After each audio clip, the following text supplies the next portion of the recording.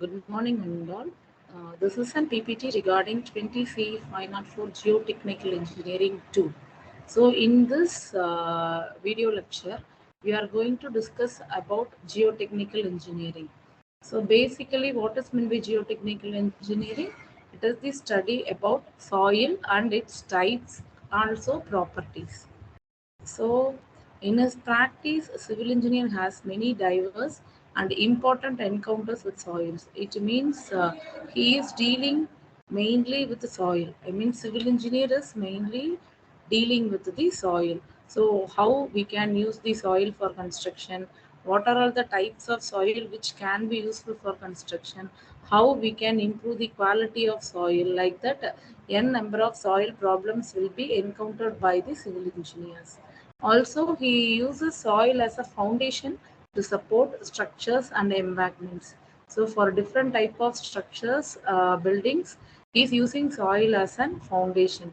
So, all the load coming from the structure is transferred to the foundation. Foundation is transmitting the all the loads to the soil. So, the soil must be capable of undergoing all the loads. And also, he uses soil as a construction material. So he uses soil as a construction material means, so there is some soil which we can, if you are adding water means it can be molded into any shape. So similarly, the soil, by using the type of soil, we can produce n number of construction material. Also, he is necessary to design structures to retain soils from excavation and underground openings. Not only he is constructing a structure above the ground level, he is constructing the structure and the underground also. Also, he need to do excavations and openings so that the soil should withstand all the loads. And also there is an liquefaction problems. So liquefaction problem is an important in the soil history. So that type of problems, how we can stabilize the soil in that point. So like that, he need to decide. And the special problems in the soil is sensitivity. Clays appear to be very strong. I mean, clay is material in which if you are adding water, it can be molded into any shape. So similarly, the water can make weaker the soil, so the picture can be understandable. So by that, soil can carry more number of loads. If you are increasing the loads also, it can carry, but slightly, if the structure of the soil is disturbed, it will become weak. And see, there is a term called as settlement. Settlement means vertical movement of the building. So in Mexico, the building has been settled 3.6 meter.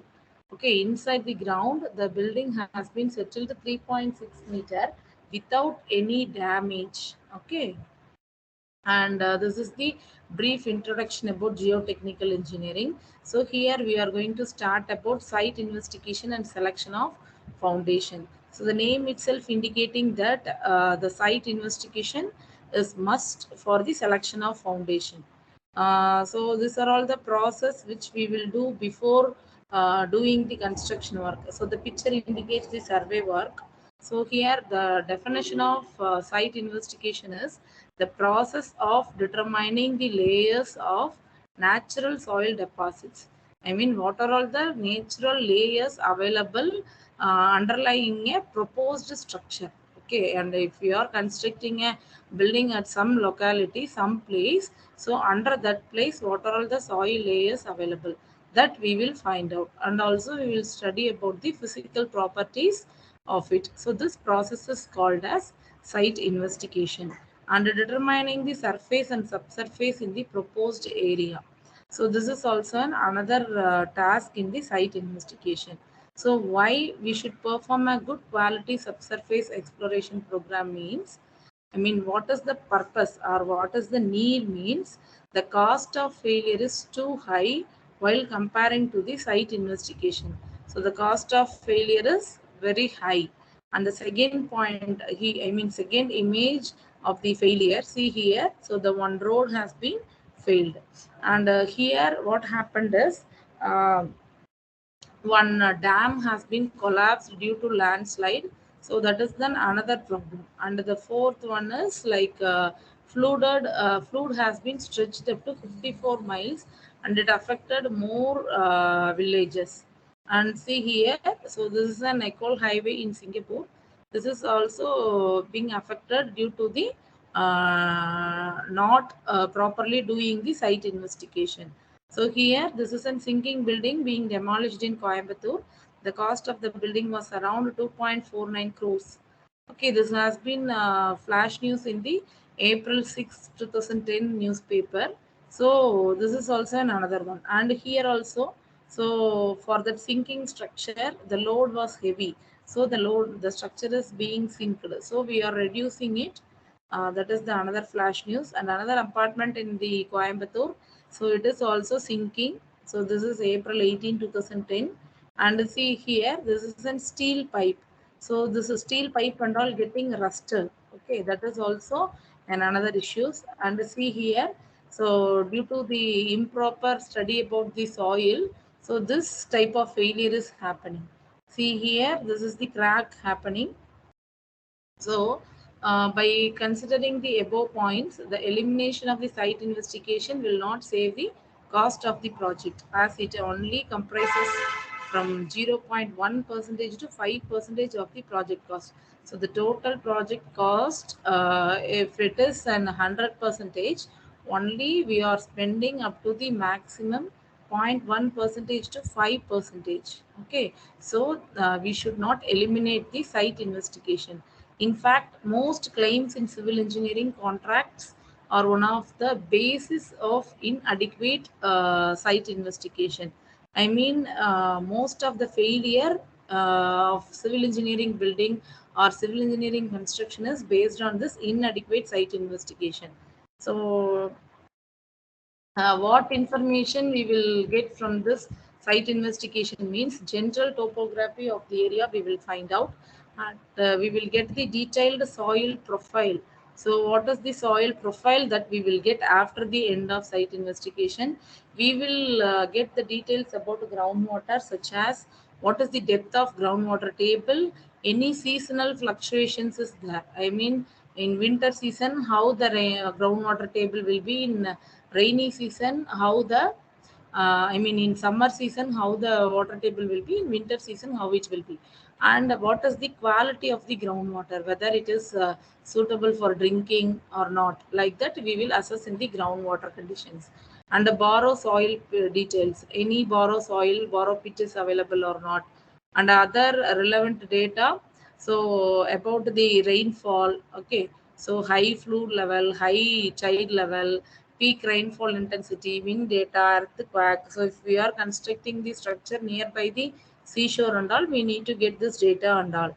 And soil profile. So for identifying this, we can do two type of testing. One is laboratory and another one is in situ testing. So while doing this testing and all, we are obtaining a soil sample. So before going that, we can identify and understand about what is meant by soil sample. So by using different equipments, we are taking the soil out.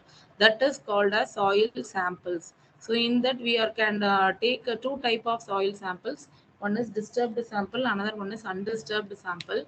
So disturbed sample means cuttings from the bottom of auger can be collected and kept in a bag. I mean, if the soil nature is disturbed, okay, that is called as disturbed sample. If it is not disturbed, it is known as undisturbed sample. And there is an three phases in the soil. This and all you people know. This is the basic thing. So if we are taking an soil sample, so the image you can see, no. So the image will be like this. I mean, if the general soil in practical. So in a pictorial format, if you are seeing means it will be comprises of this one. S, W, A. S means a solid particle, W means liquid, and A means air. Okay. So this is the diagram. So for our identification and calculation purpose, we are changing like this: soil, water, and air. So air is having less weight, so it is mentioned in the top, and water and soil. So we have studied about the site investigation, and purpose of the soil investigation program also we have already seen. And the preliminary steps of site investigation are reconnaissance. This is the first step. Inspection of site and study of the topographical features and information about soil, groundwater condition, excavation, any landslide is occurred or not. And the second, we can study of maps. So we can study the survey of India, geological survey of India. So by means of the studying maps, which is readily available, we can understand the types of deposit available, types of soil available and all. And in the map, earthquake zones also will be indicated. And with the help of aerial photography also, we can understand and we can decide everything.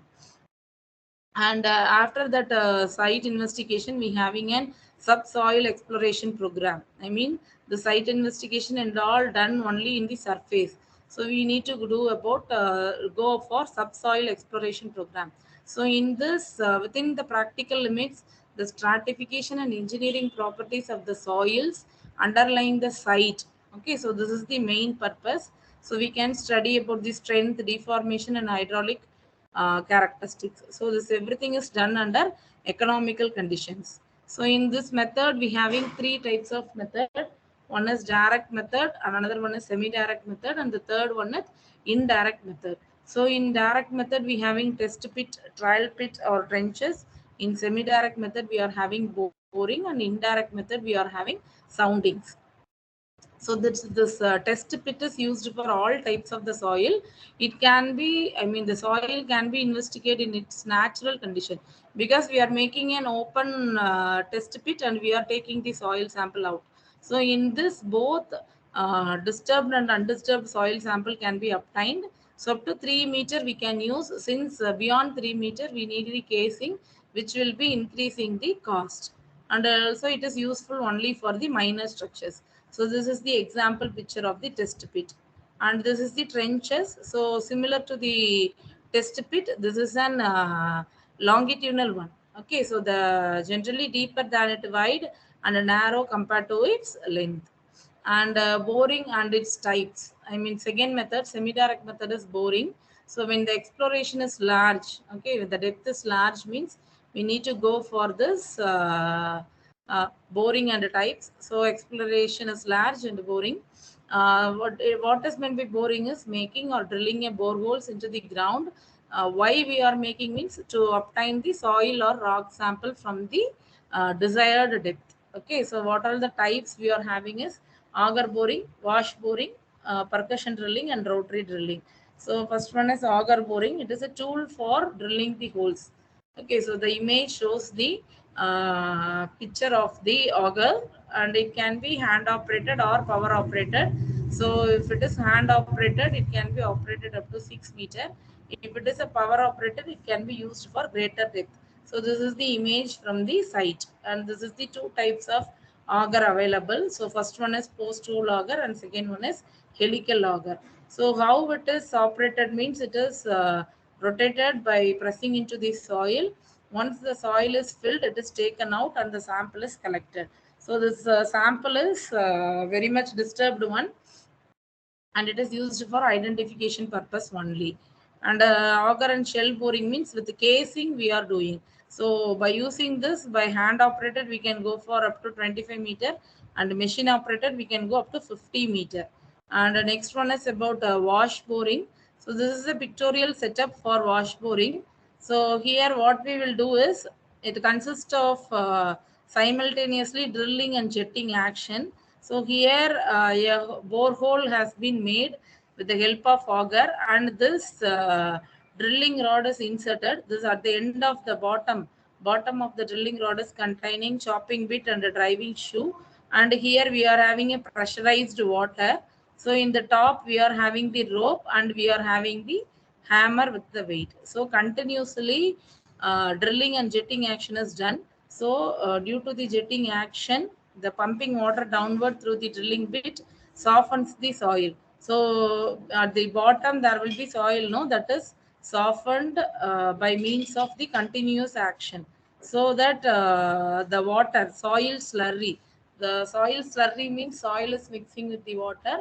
So this will be coming out. Okay, so that will be collected in this tub. So After some times that soil will be settled down, and the top we will have water. That water can be again reused for this pressure water, and with the help of that soil we can identify the soil layer. So this is the fast and simple method, and so if desired depth is reached, we can replace the chopping bit by the soil sampler, and the sample can be collected. And another one is percussion drilling. So this is used for rocks, boulders, and other hard strata. So heavy drill bit is lifted and dropped. So rock get pulverized and collected, cannot be used for loose soils. So this percussion drilling is mainly for the rock soils. And rotary drilling, similar to the percussion, this is the fast method in the rock.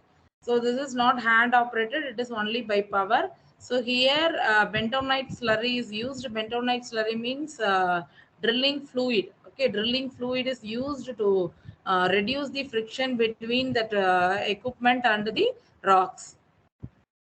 So while planning the subsoil exploration, we need to take into consider about the types and importance of the structure, nature of soil strata, depth and thickness, water table, and strength of the soil. So depth means it should penetrate through all the soil strata. I mean, if you are planning for 5-meter depth, that boring should be done up to 5 meter, and all the 5-meter soil should be tested. And the second one, for important building, it should extend up to rock. So if it is an high raised building, the load coming from the structure is very high, means we need to do the boring up to the rock. So for the small buildings, by an geotechnical engineer, it is predetermined. And normally the depth of the boring is provided as 1.5 times the width of the footing. So this is the details given in the code book. If it is in single floor, up to 3.5 meter, 11 feet boring is required, and if it is in 5 meters, 79 feet boring is required. So this and all the depth of boring, so based on the building width. And here also some details given. So this is the spacing of boring. So depend upon the type, size, and weight of the proposed structure, soil conditions, we can go for the spacing of the boring. So also we need to consider the fund available, whether it is economical or not. And if it is in small building, the load coming from the structure is very small, means one bore or trial pit is enough. So this is the typical data given in the code book. If it is a multi-story building, for 10 to 30 meter once we need to do a boring. If it is a dam, it is 40 to 80 meter gap. And this is the example for I mean differentiating the borehole and the trial pit. So trial pit means it is for limited depth, whereas if it is a borehole means it is for the larger depth. So that's all about the this unit. I mean the introduction part of this unit. So remaining in this unit we can see in the upcoming classes. So if you have any queries in this, you can post in the comment section. And thank you for listening.